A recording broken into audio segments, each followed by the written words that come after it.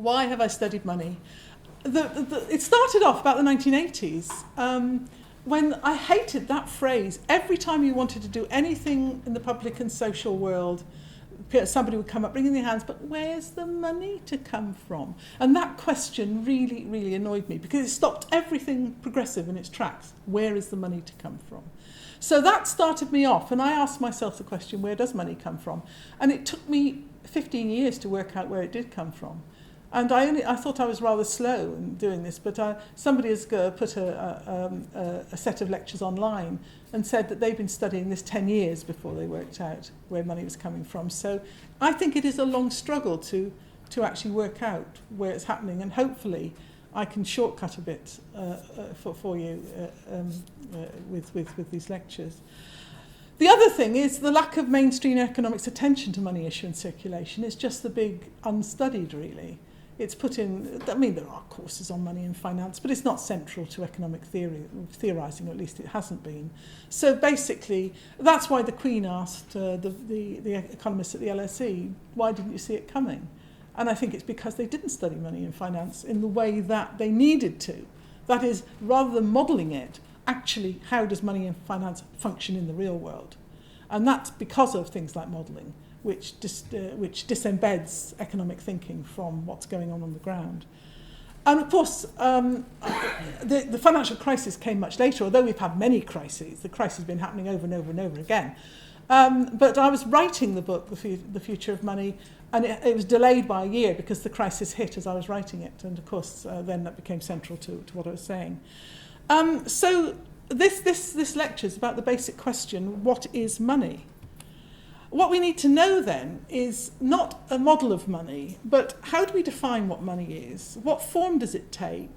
Are there different types of money? What role does money play in human societies, and how does money work?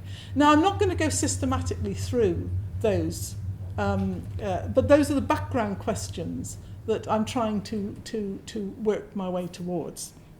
And hopefully we'll get some hints and some possibilities for it. We need to know how is money created and circulated, and that word created is going to become very important. The question that isn't asked in conventional economics, who owns and controls money? It's a political question. And then the social question, why do people trust money? Why has it been a functioning institution in human societies? And the big question at the moment is, what does the crisis mean for money? What we are in danger of losing our money systems, and that, I would argue, is something which should be viewed with absolute dread. And I hope it'll become clear as we go through why that would be dreadful. So the question I asked in my book is, what's the future of money? And to know what the future of money is, you've got to know something about the past of money and the present of money to know what the future of money could be. So that's the kind of the questions that I am posing. The core issues then, to cut right to what I'm trying to get out of this and what I'm trying to talk to you about over the next few sessions, is that back to this question of money creation. The main difference between, I think, conventional economics and what I'm going to be talking about, and when I say what I'm talking about, it's not just me. I won't be giving you chapter and verse and references while I'm giving these talks, but in the book there are a lot of other references and writers who have said similar things. So I'm not claiming that this has come, fresh and pure from my thoughts. There is a whole body of work out there. But the main difference between that body of work that is, and some of it goes way back, some of it goes back over 100 years, so it's not just modern thinking, is that money has to be issued into society. It has to be created. It doesn't just appear in society. And that is what I really want to focus on, that it has to be an act, a social act has to bring money into existence. And all money, therefore, I would argue, is not a thing in itself. It's part of a money system that is social and political as well as economic. And I will be looking more at the social and political side of it, more than the economic, and the economic side of it. But that's why you won't see the formula, you won't see the economic modelling that has been done. I really want to emphasise the most important thing politically at the moment is to stress that states who have their own currency aren't households. This household analogy is pernicious, and I will come back to it over and over again. This notion that you've got to pay your way, you can't spend more than you earn. This is nonsense if you have control of your own currency. So that is, if there's one core of what I'm saying, that is the core of what I'm saying, which would stop all this austerity nonsense in its tracks. Also, the other big important thing that we know about money at the moment is that banks dominate the contemporary money system. And of course, their failure is a failure for all of us. So we want to talk about how did banks become so dominant, and that's what I want to talk about in the next lecture. I'm not going to touch much on banks in this lecture. This is about money as in itself. And the main other point I want to make is I think the money system and understanding the money system and getting control of the money system, I think, is a route to economic democracy. It's already being demonstrated in local money systems. And I think it could be done at much larger levels than local money. And not in any way to say that local money is not important. It wouldn't continue to be important. But I'm interested in the bigger money system and how that can be taxed. So that's overall, if you want to say, right, what do I need to know about what she's going to say? Those points are what I'm going to say. But now I've got to sort of prove it to you. So let's go to that conventional economic view. If you read any economics textbooks, you'll come back to this notion of barter and gold. And you'll come over and over again to the gold story. And if there's one thing I want to do today, it's to hopefully begin to demolish the gold story, because I think it's quite a dangerous story. Now, the textbooks will say that originally people bartered goods. They swapped their cabbages for carrots. And this was very awkward because you might have spare cabbages, but you didn't want carrots. You really wanted something else, but they didn't want cabbages. And this is, so they said, well, what they do then is they found one of the commodities that was useful to become money. And this, of course, to be a medium of exchange and also to measure the value of a cabbage against the carrot, and also to store value. If you didn't want to actually buy a carrot at that stage, you wanted to take your money away and come back next time after you've sold your cabbage. So basically, the economic story is that money comes out of trading, or rather exchanging, and this is how it happened. And the natural commodity that comes out is the ones that are have intrinsic value, durable, divisible, portable. What's that? Gold and silver. So I think most of you, if you thought about what's money, you would have gold and silver in your mind, because that's what we've been taught. That's the assumption. As good as gold. So everything has a silver lining. The words are in our minds. Now, the trouble is that gold and silver as commodity money, and it was used. I'm not saying for a minute there wasn't gold and silver, and I'm not saying for a minute that it wasn't used in trade. But what I'm saying is that is only a small part of the story of money. But let's carry on the conventional economic view. Gold and silver as commodity money had problems. Okay, it was portable and all the rest of it, but it wasn't very secure. People could pinch your money, as it were.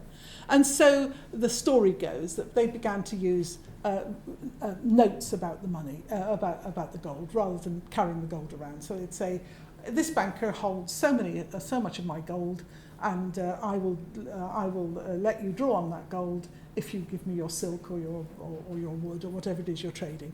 So they used records and paper because gold was too dangerous to carry about.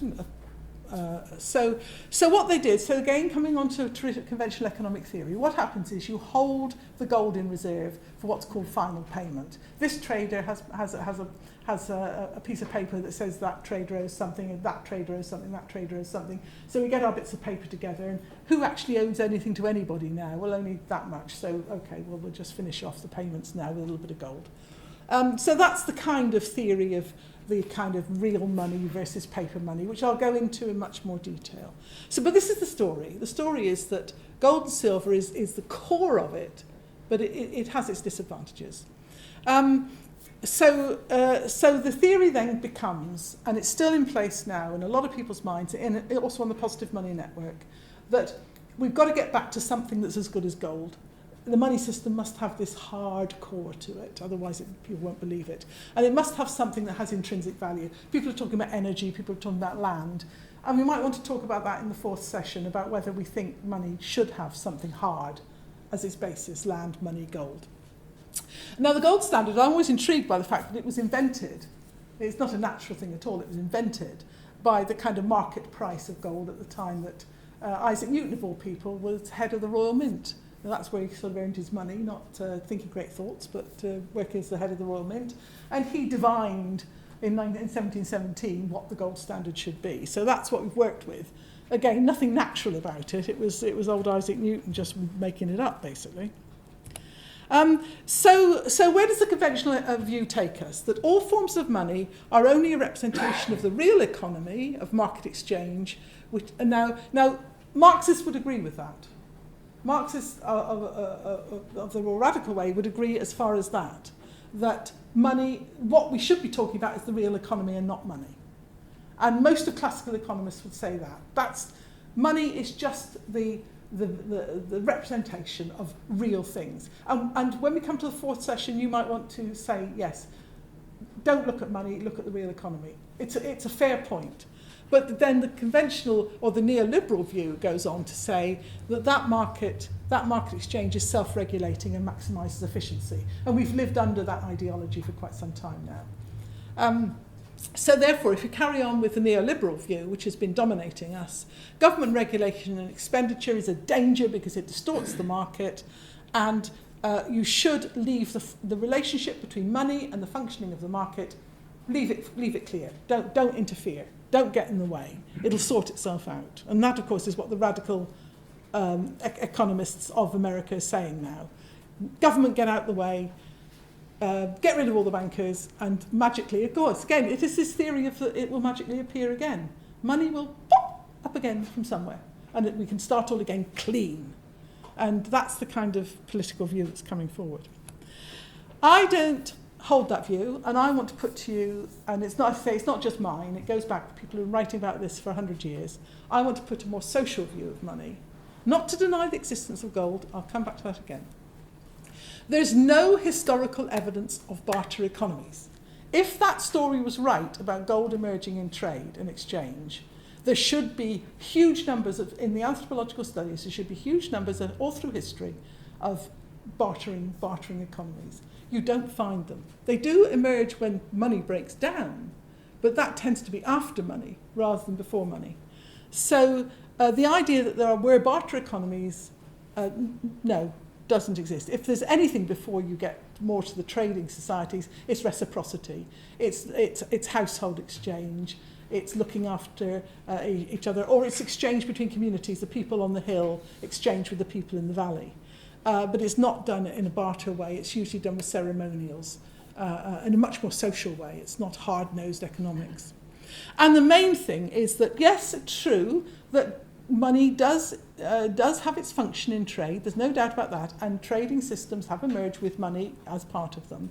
But basically, if you go back historically, money, that is the exchange of things which represent value, goes right back much, much earlier than trading societies. It goes back to particularly dowries, which I haven't put down there, dowries, injury payments, very important injury payments in early social laws. If you've killed somebody or if you've injured somebody, you have to pay. You owe them 3 cows and a sheep or whatever it is. A tribute, tithes, tax, and which are all, tribute, tithes and tax are all part of the same process of extracting value from people by dominant groups. And of course, yes, trade as well. But trade is only part of it. And the big thing, the most important thing, is that accounting and banking is much, much older than coinage. And that is what people don't forget. It goes back thousands of years before coinage, 2,000 to 3,000 years before coinage. So for the idea that gold and gold coins is where it started, no. In fact, I would want to argue that gold and gold coins actually took us off track for a few hundred years. and that really accountancy and banking is actually much more important than coinage systems. And I will have a much more accounting view of money than a coinage view of money, and that will come clear in a minute. So money has emerged in many forms, and I think modern economics has been misled by gold and silver and by cash, that is notes and coin. When you think of money, normally people think of cash, but I'm going to try and remember to call cash cash. Notes and coin are cash. They don't embrace what is money. And therefore, it's that whole thing about gold and silver, notes and coin, is cultural relativism. It's putting our own experience as European economies as if that is what the system is, and it's only a little story, and it's misleading, and it's led us away. For instance, look at this. That is a Yap stone in Micronesia. Now, that, to the Micronesians, to the Yap people of Micronesia, that is money, and they are perfectly happy to exchange goods and services using this to calculate. Now, obviously, they're very big. You can carry them. There's a hole in the middle. You can carry them. But they're not very portable. In fact, the most valuable one lies at the bottom of a harbour because it dropped out the bottom of a boat, I think.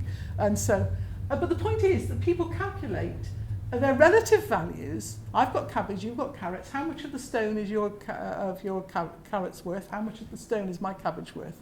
And you make the calculation. And so you owe me that much of a stone. Now, what can you give me that's that much of a stone? So these are used very clearly as money. And you say, well, oh, that's silly. You know, it's much better if you've got the coins in your pocket or a checkbook or something. But think about if that is tangible, but it's not movable, and you own a little bit of it, or you calculate using a bit of it. Think about the money system in this country. Most of it isn't tangible. Most of it sits in your bank accounts. Now, when you say, I have £1,000 in my bank account, or if you're a student, I have minus £1,000 in my bank account, or whatever it is you have, you're virtually saying the same as I've got a bit of the Yap stone. Because you can't get out the money system and show your bit of it. All you can say is, there are umpteen zillion money in the economy, and I've got this much of it, which is the same as saying, I've got a little bit of that stone. So if you start thinking about money in the same way, you start to be more imaginative in it. And different forms of monies.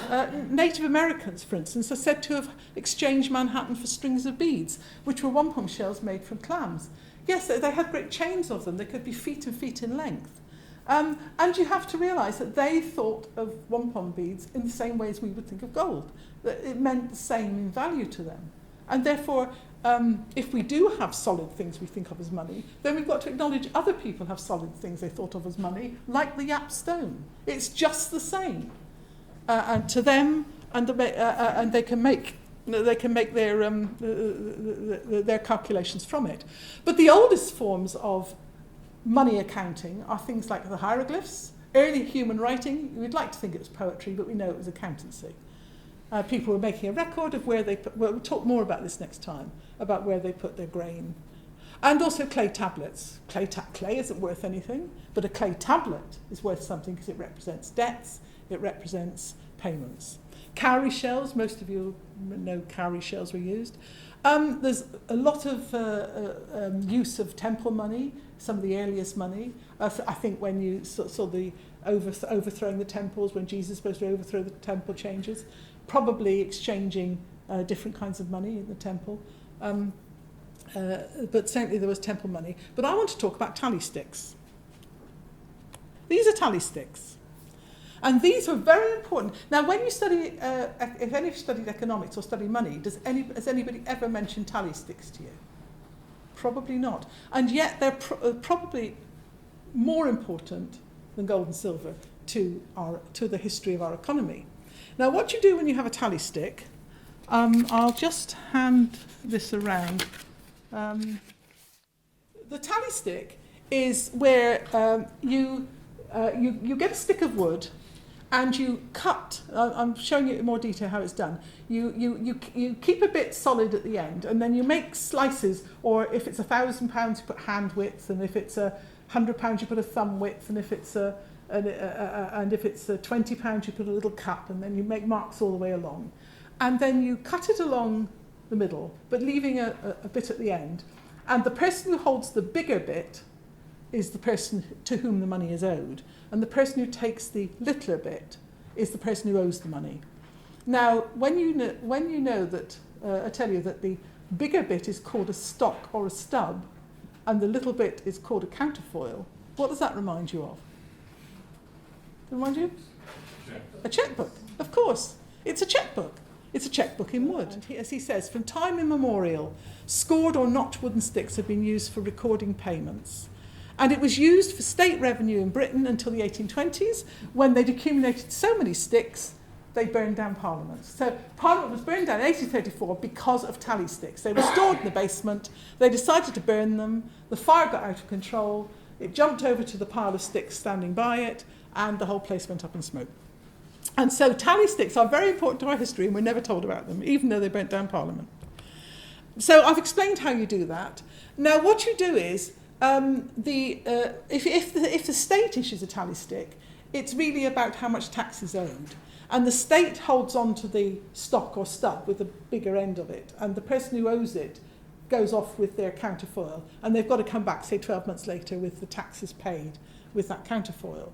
But what happens is, the stub or the stock can be spent by the state. The state hasn't got the money in yet, or the goods, or the sheep, or whatever it's asked for. So what it does is, it gives the stub to the trader. And there's two things the state can do. The state can give the stub to the trader and say, look, you collect the tax off that person over there. Give me all the goods and services I want for my palaces. You take the stub and go get the tax. That's one way of doing it. Or the state can contract, or any trader can contract with somebody to buy something off them, and can then therefore take on the counterfoil as a registration of debt, and leave the trader with the stub anyway. So the trader can issue a tally stick, the state can issue a tally stick. And basically, so for instance, if you could pay for goods, if a trader has a counterfoil, owes some tax, and you want to buy something off the trader can give you what you want and then give you their tally stick, which means that you have to pay their tax for them. So there's lots of ways in which you can circulate the tally sticks.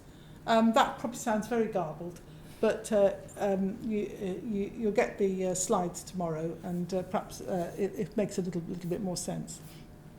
So basically, the payment of tax or the payments of debts to traders. So these things started to circulate, much as cheques circulate, much as pound notes circulate, or only fivers now, isn't it? 5 is the minimum, or even coinage. So that became very, very, very important. So they circulated widely, and you started to get discount houses opening up. Effectively, what they would do is, if somebody was owed the debt, had the stub, but they want the money now, and they can't wait till a year's time to collect off the counterfoil, then they could go along to a discount house and say, look, give me 2/3 of the value now, and then when it becomes due, you pick up the debt off the person who owes it, and then your profit is the difference between what you've paid me for my bit of it and what that person's going to pay you. So there's lots of ways you can use, and this got round usury, because of course you weren't supposed to give people money and lend it at interest. But if you gave them less for their tally stick than they're worth, then you can pick up the full amount later. So you start to get discount houses. And tally sticks, therefore, became, as I say, central to traders' coin. And look at the figures, and these comes from Davies. 1698, so we're going fair way back. Gold and silver coin, yes, it did exist, it was important, but 11.6 million. Banknotes, that's paper money, and trade bills and tally sticks, 15 million.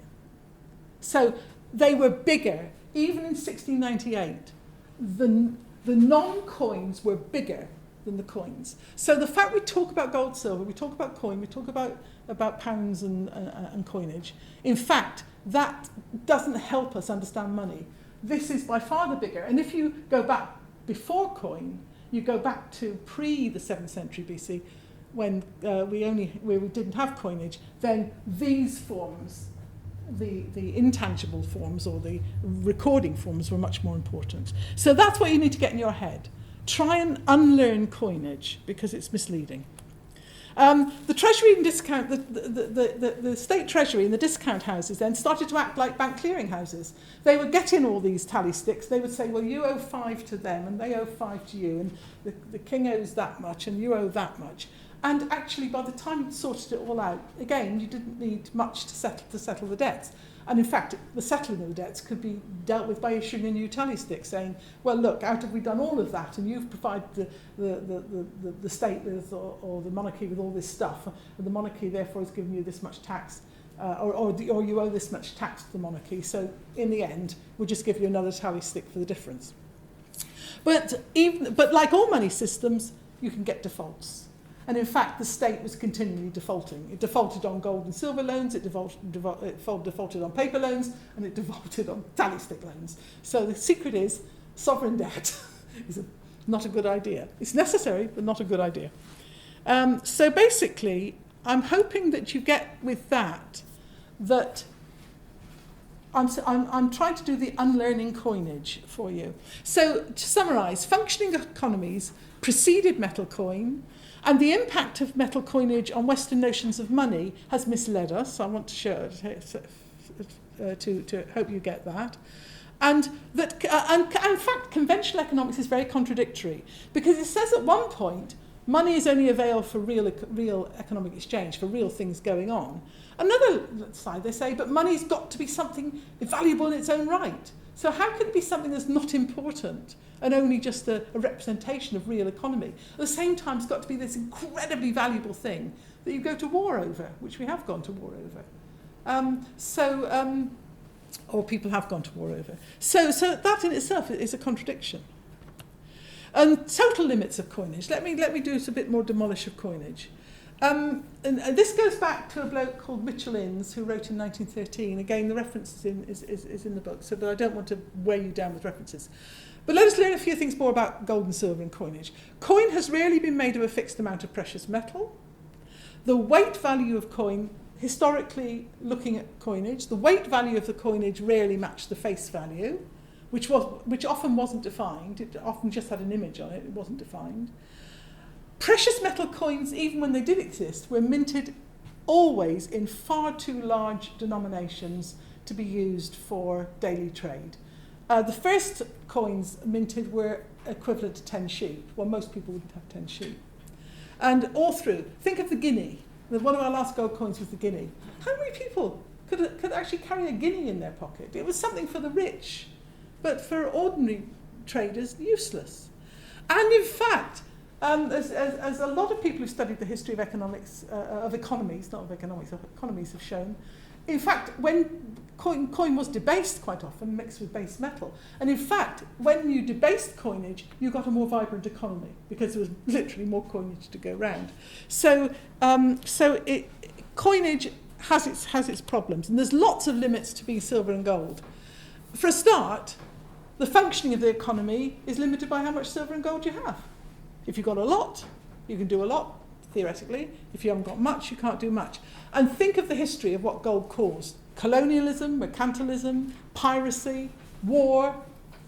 That was the history of the obsession with gold and silver. Think of what you did to the Americas. Think of what the Spanish did to the Americans for this gold and silver.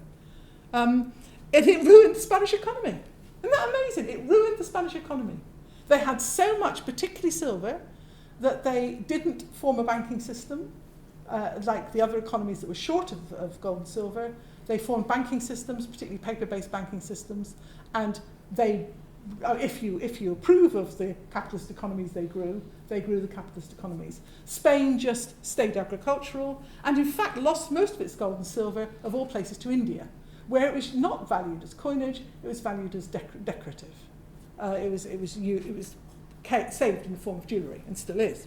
I think somebody said something like 1/10 of world gold is owned by women in India or something. I've probably got that figure wrong, but a lot of gold is held in families.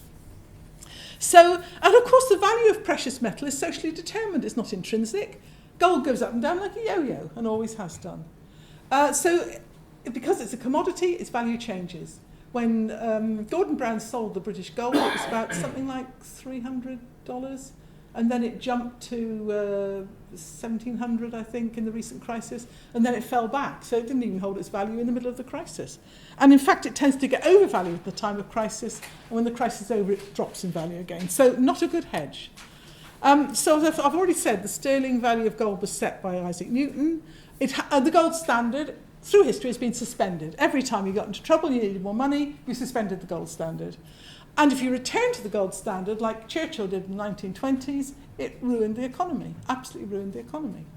So it was finally completely abandoned by America, was the last one to have it in 1971, when it still had £12 billion worth of gold at the market value at that time, which of course could change, and it had £70 billion of international liabilities.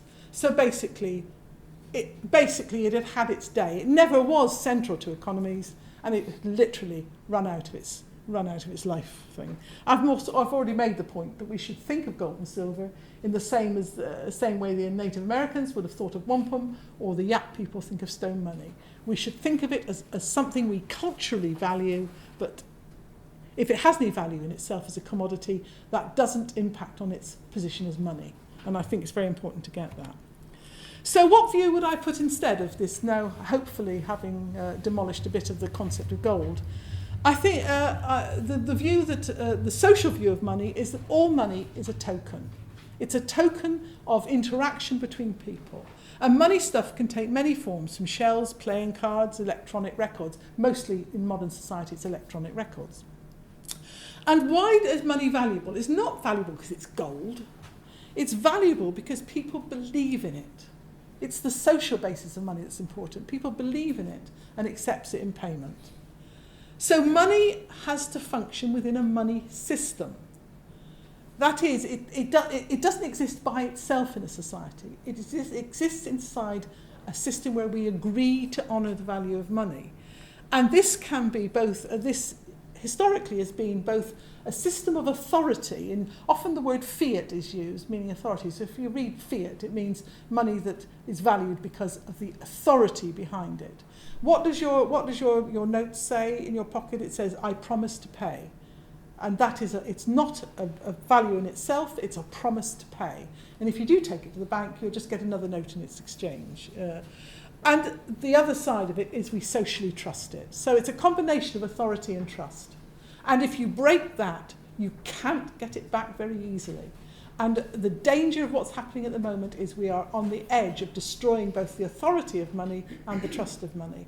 And that is really, really, really dangerous. So the value of money then emerges by common agreement or by an authority stating what the value is. So even gold and silver coins are only tokens as money. They can be sold as a commodity, but as money, they're just tokens. So what does trust mean? Trust means that when anybody gives you money, when you get paid your wages, that it's just a number in your bank account if you're lucky to have a job and if you're lucky to have a bank account. But you trust that you will be able to pay your rent with that. You trust you will go into a shop and you will get given something for it. You trust that if you leave it in your bank, nobody will steal it away from you. It's a trust. Therefore, the social view of money is that it's not a thing in itself. It's a credit for now and for the future.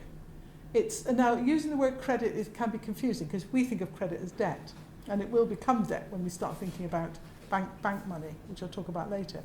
But it gives you an entitlement, probably is a better word. Money is an entitlement. It's an entitlement that you can get some goods and services, or you can pay your debts, and people will honour the money and say, yes, you've given me that money, now you don't owe the debt. So it's an entitlement to something in society, to recognition. And as I say, money systems collapse if trust is lost because they're social systems, not economic systems. And I think that's very, very important. All of them, the biggest to the smallest. So the classic thing, if you read an economics textbook, they'll say, well, what's money? What's the functions of money then? Well, it's a medium of exchange. It means you can pay for goods and services, earn money, pay it. But more importantly, because we didn't always have a medium of exchange that was money, that's coinage. And that's only recent. So the main historical function of money is accountancy, is accounting value. It's actually saying, what's this worth, what's that worth, what's the comparative worth between these different things. It can also store value. And that you don't need gold to store value. If you've got your clay tablet, you can hold on to your clay tablet for 5 years if you want to hold on to your clay tablet, provided you trust that when you put your clay tablet before somebody, they will honour your clay tablet.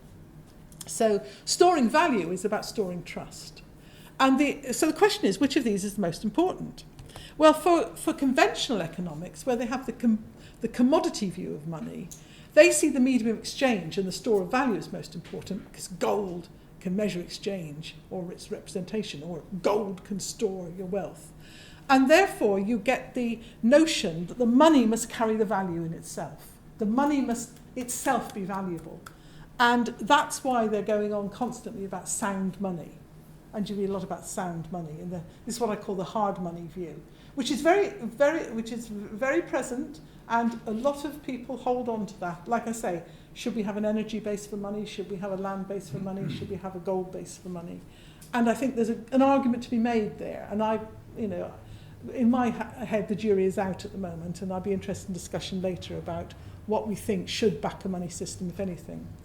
The token or social view of money argues that money is an accounting mechanism, and therefore it doesn't matter what it's made of. It's a social statement of somebody's obligations to somebody else, or somebody's entitlement in society. And therefore it doesn't matter what form it takes, it is a recognition of a social relationship, and can only be honoured as a social relationship, not an economic relationship. So where does money come from? For conventional economics, money emerges as precious commodities in the process of exchange. I've already talked about that. For token and social theorists, money emerges as a social convention. It has to be socially adopted, created, or issued. And so this is why I come back to that notion of money creation, money issue. Now, early coinage was issued by power holders. Some of the early users were Alexander the Great. When he made his push to the east, he sent his money ahead. He sent his coinage ahead and paid for things with his coinage and then taxed it back in again. So in fact, he didn't have to conquer people. He sent his money. And this is not recognised about how much money spent. Money was important to Alexander the Great's progress. The Roman Empire, coinage was very, very important to Roman Empire. So a summary then of the two views of money. Commodity view of money emerges during trade. It evolves from precious metals to paper and other forms, but it must have a sound basis in some economic structures, which I'm just repeating what I've said before. The other point of view is money emerges socially, and the only sound basis it needs is trust. This has to be established.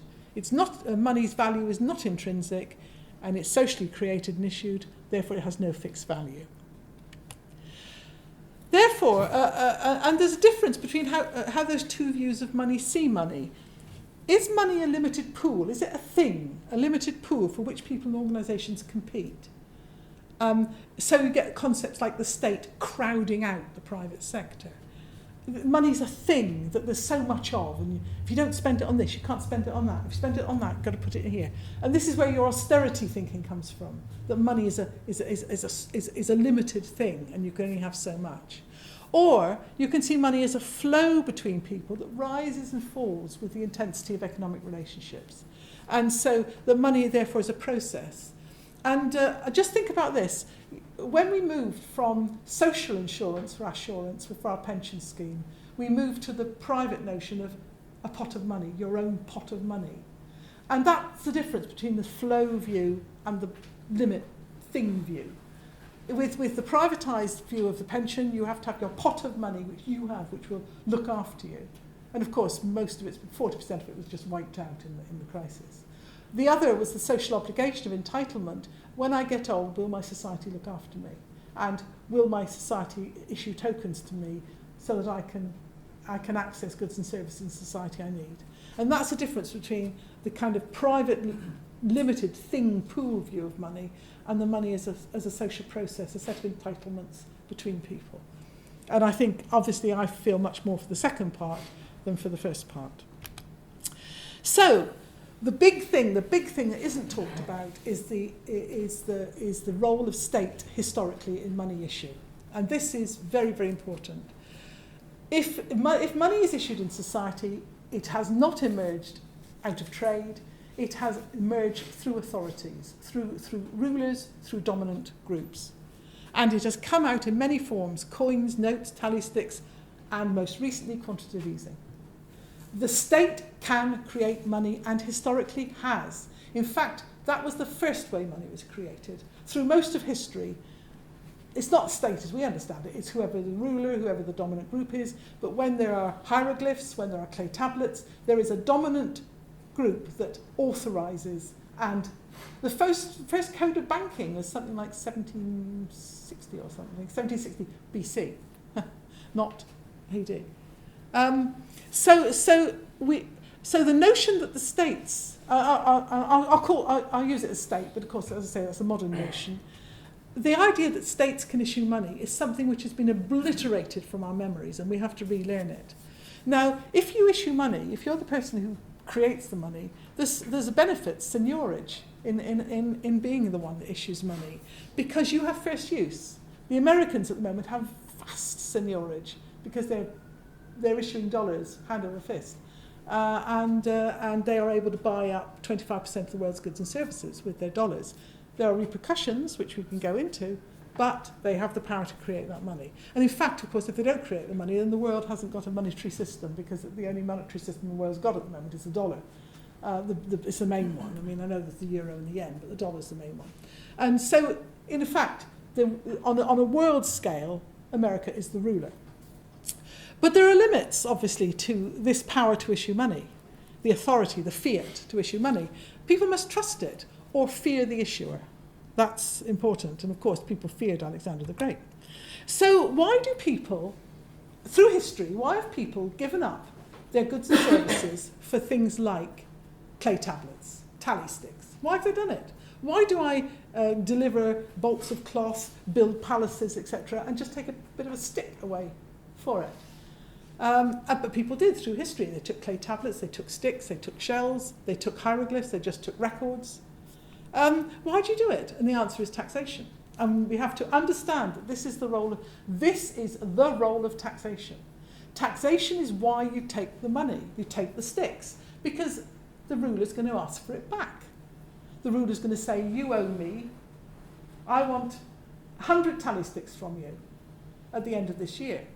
So what you have to do, you have to sell because you've been issued a taxation tally stick, then you have to go to the state and sell enough of your goods to earn enough of the stubs to put together with your tally sticks to say, now I pay my taxes. So state issue of money has the corollary of taxation. Therefore, in that system, you do not tax to spend. You spend to tax. And this is the thing that's been lost. This is a misunderstanding completely of the role of taxation. And we have to reclaim the fact that you don't tax to spend, you spend to tax. And if we could solve that problem, all this notion of austerity and problems would just go out the window. But of course, you've got to work it out and show carefully. British colonies, for instance, imposed taxes of up to 60% of money issued. So they issued notes and coin in the colonies, they taxed back at 60%. Why not 100%? Why didn't they balance the budget, bring it all back in? And the answer is, if you did, there would be no economy, because you do need to leave your currency in the economy for people to be able to trade with each other. So therefore, and that means that this, and I'm going to come back to this over and over again, there must be deficit in the system. Somewhere somebody has to issue more money than they take back. Otherwise there is no money in the system. So deficit isn't the problem. Paying the way actually is the problem. And when states have balanced their budgets, like Clinton did, to a certain extent like Gordon Brown did, because he was paying off the national debt like mad at one stage, which everybody forgets now. People have looked at this through history, and they find every time the state balances its books, very shortly afterwards you go into a depression, because they have taken money out of the system.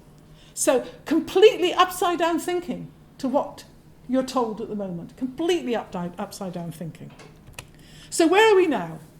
The problem we have at the moment is the state no longer issues money for direct expenditure. We've forgotten the state can issue money until we needed it for the banks, quantitative easing. We'll come to that next week. Most money is now electronic. It's all in your bank accounts. It's all in your cards as you shove them in machines and things. And so you say, well, who issues the money now? Where's the money coming from? The state's not issuing it anymore. It doesn't appear magically in economies. It's coming from the banks. And the point is, it's coming from the banks as debt. And this is the problem. This is why we're in the crisis we're in. Because the only way we can get hold of money is as debt. And I'll explain this more next week. I don't want to trouble you too much with that now. And because states are not allowed by law, in the Eurozone, by law they're not allowed to issue money. If then states are having to borrow. So we're getting into the position, and we'll, in the third lecture, we'll talk about the problem of sovereign debt and why we've got into that mess. But you can see, you know, those of you who've got a background in this can see exactly how this can happen, but we'll take it stage by stage. The implications then of the implications of the conventional view of money and this complete misunderstanding is the state is seen as parasitic on the private money-creating sector, yet it's had to rescue it at great expense. We know that, and we'll go into that in the third talk. Taxes and state expenditure are claimed to crowd out private investment, yet most state expenditure ends up in the private sector, and the private sector is very dependent upon it. Very few people understand the role of banks in debt and money supply. That is the critical bit, that is the important bit. The state is treated like a household, having to pay its way and balance its books. This is just complete misunderstanding of states. States are not households if they're money issuers. Now they do it through central banks, but they're money issuers. So the British state is not a household. It doesn't have to pay its way. Yes, it has to pay its way over its borders. It is a household when it comes to the euro, but it's not a household within its own framework. Anything spent or circulated within its own framework, it can spend as much or as little as it likes. When it gets to the borders, it's another matter. The other thing is that money is constantly destroyed in market economies and must continually be replaced. Every time you get one of these crises, value is lost, which means effectively money is lost. And I've already said, Ireland's lost 50% of its value of its property. So that money hasn't gone anywhere, it just doesn't exist anymore. And that's what they have to live with. So the point I made, and I think I've made this already, that bad analogies make bad policies. Money systems have a particular dynamic, which I hope over time you'll come to sort of possibly agree with me, I don't know. Money systems have a very particular dynamic that requires deficit. I'll come back to this next week, I'm going to repeat it. Money has to be issued and spent more than is taken out. More has to go into the economy than is taken out. States as money spenders issuers are not like households, which can only earn money. States as money issuers are more like babysitting systems. Has anybody's been in a babysitting system? The first thing you do is not babysit for each other. The first thing you do is issue tokens. You issue 10 tokens to each other. If you want local money, the first thing you do is issue your money. Then you start trading. So that's, if you think of a state as a babysitting circle, then you far more understand what a state should be doing. And I've talked there about the example of local money systems. Let's just deal straight away with the inflation illusion. Straight away you say, state can create money. You know, it won't. It will cause inflation. Terrible, terrible. This just is not true. It's just not true, because states and societies have issued money without inflation for centuries, for eons, for thousands of years. Doesn't mean to say there haven't been inflationary moments, but the idea that there is an automatic state print money inflation is just completely misunderstanding the history of money.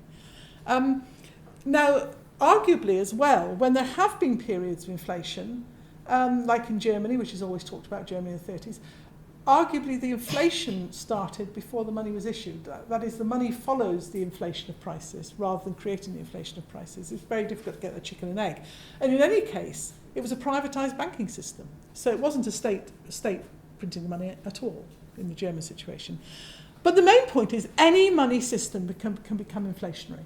Any money system can find itself devalued.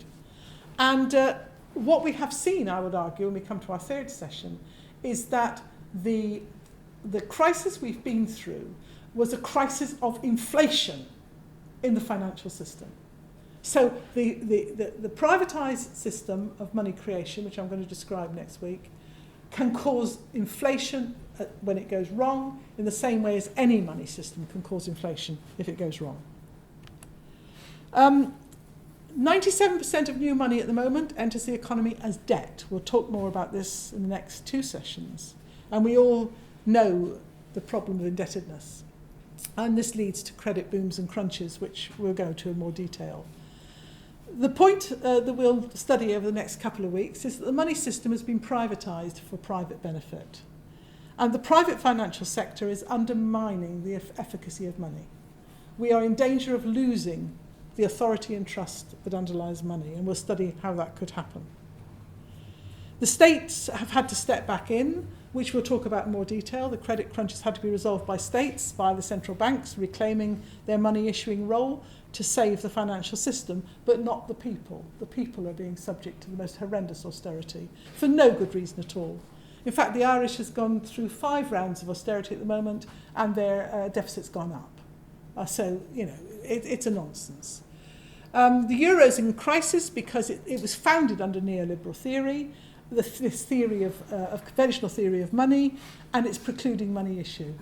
The quantitative easing the Americans and British can do, and that's what's causing the trouble. I mean, we can talk about that in the third lecture. The UK, the US, Switzerland has just issued loads of money to devalue its currency because its currency was getting too strong. So it's used all the time and can be used all the time. It's just ideologically the neoliberals say no. So money is in crisis. The system's in crisis. We want to know why it happened. I've already hinted on most of the ways I see it's happened. The question we want to ask, though, is where do we go from here? And the next week we'll be acknowledging that bank credit money creation is producing what I would argue is a publicly guaranteed national resource, that is money, the money system.